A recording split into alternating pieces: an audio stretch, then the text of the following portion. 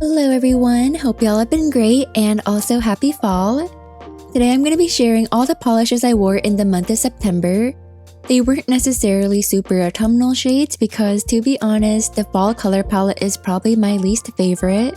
But starting off with my pedicure of the month, I went with Holo Haute Couture, which is a cool ivory crushed holographic shade. This is one of my top favorites to wear on my toes because a neutral shade is always the best as a pedi, as it'll match whatever outfit or nail color you choose to do, even if I'm wearing closed-toed shoes with my outfit because I just love that feeling.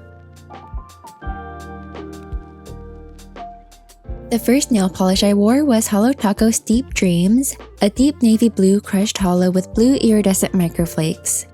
I chose to wear this polish because it's sorta close to being a jewel tone, and jewel tones for the fall I can vibe with. I just don't like those warm autumnal shades like oranges and browns and burgundy and stuff. This also kinda lined up with the launch of the Holo Renaissance jewel toned crushed holos collection from Holo Taco, which I didn't plan but it made me feel like I was on the right page. This polish is very pretty also. I think the blue iridescent flakes really gives it that glow and is just beautiful.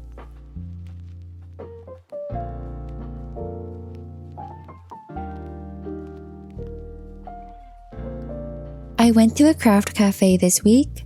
This is a Sunrise Americano, which is an iced Americano but with orange juice instead of water. And you get to pick a fabric and some clothes and charms, and they teach you how to backstitch sew. My friend and I were both planning to make cats, but my ears turned out a bit more rounded, so let's just say I was planning to make a bunny. The next polish I wore was Kathleen Co Microscopic, described as having an inky indigo base with large particle fuchsia, gold, green shimmer, and green holographic microglitters. This polish is so beautiful and so sparkly. I was not prepared for how shifty this was gonna be. I bought this polish because I fell in love with some outdoor swatches I saw, and I loved the way the green holo glitters contrasted with the base and twinkled in the sun. In every lighting, this polish just blew me away. One of my favorites I wore this month.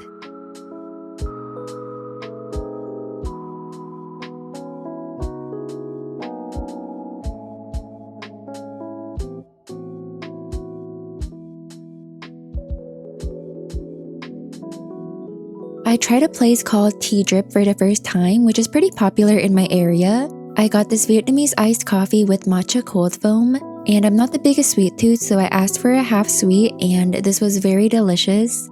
Seems like kind of a weird combo, but it was so good. And this was on the menu, by the way. I wouldn't have thought to put matcha cold foam on my coffee, but if you have a local coffee shop that has both these ingredients, I would recommend trying them together and let me know what you think if you do.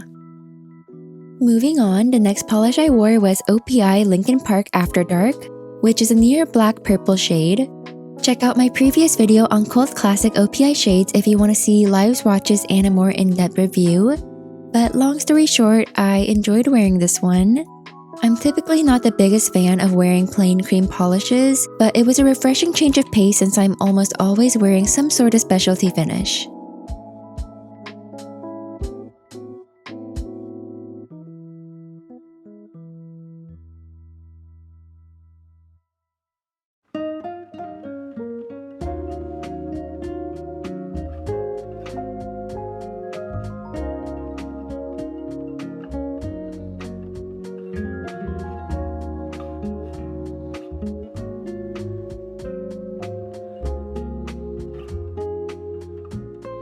The next polish I wore was Holo Taco Blush Money. As you can probably tell by seeing the fill line, this polish is very well loved. Blush Money is described as a medium pink holographic glitter polish with scattered silver holo glitters. This is a warm toned pink, so it looks nice against my skin tone, like sorta almost blends in, giving it a neutral vibe, even though it's a pink, if you know what I mean. And yes, I'm back to nubs. I don't want to talk about it. I get quite a few comments actually asking for a nail care routine, but I really don't do much of anything. I think genetically I have decently strong nails that grow decently quickly, but if I would just commit to nail oiling, I could be unstoppable, but the universe knew I would be too powerful. I was so happy with my nail length too. In the past, I would just let my nails grow and grow until they were ridiculously long and break because I had nail length blindness, and always wanted longer. But if you watch back to previous clips, I was finally at a length I thought looked really nice, and I was gonna commit to maintaining that length. You know, filing it every 1 to 2 weeks to maintain, but it's okay. It feels kind of good to cut down your nails and have a fresh start. I actually love being able to feel my fingertips again. The final polish I wore was by Dany Vianna Jello Hearts, which has a sheer red jelly base with mini white hearts. This polish is so cute. I felt so cute and aesthetic wearing this. The whole Maker Whims collection from Dany Vianna I own several of, and a lot of them include heart-shaped glitters, which I just love so much. This jelly base is formulated perfectly, so if you go back to place a heart or you're kinda moving them around to get the placement right, the base will remain very level and even. I kept the placement of the hearts random so it would really look like little hearts just naturally dispersed in Jello.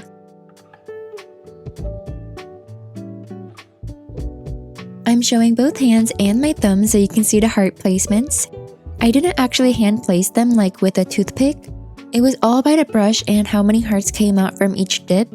There are a lot of hearts in this polish so you don't have to fish too hard, but for some nails I would try to grab like 1 or 2 extra to keep all the nails on both hands balanced. So it's not fully, truly random, but I'm giving that illusion.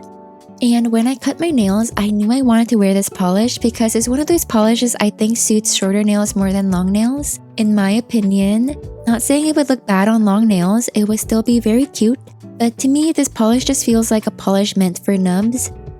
And I think we all feel that way about certain polishes. There's also some polishes I think suit longer nails more that I'm gonna wait until my nails grow out again to wear. I guess that's kind of a benefit of alternating nail lengths though. And look how cute. This is at Target, very early for Christmas, but I had to grab it. This feels like an item that will go quickly, especially when we actually start getting closer to Christmas. And to me, this feels like it can be an all year round decor, so immediately it was a need. It came right home with me. And that was all for the polishes I wore in September. This was my 500 subscriber celebration dinner at North Italia. Thank you so much to everyone who has subscribed to my channel, for watching, interacting, and supporting. It means so much to me and I've been really enjoying being a part of this lovely community. I'll continue to do my best to put out the best content that I can for y'all, but that's all from me for now. I'll see you all next time. Goodbye!